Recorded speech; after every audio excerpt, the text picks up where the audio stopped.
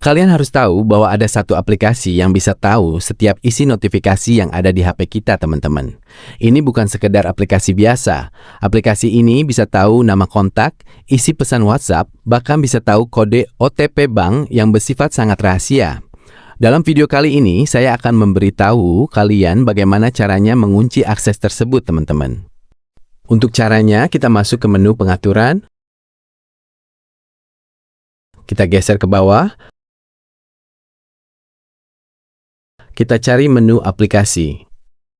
Kita ketuk titik 3 di pojok kanan atas. Lalu kita pilih akses khusus. Kemudian kita pilih menu yang akses notifikasi. Masuk di sini. Kita harus menonaktifkan saja akses aplikasi yang kita install dari Google Play Store, teman-teman. Karena seluruh aplikasi yang kita download dari Google Play Store dapat membaca seluruh teks notifikasi kita secara lengkap. Bayangkan saja jika ada pesan penting atau notifikasi dari bank, aplikasi-aplikasi tersebut bisa merekam dan menyimpannya, teman-teman. Untuk aplikasi bawaan HP itu lebih aman ya, teman-teman.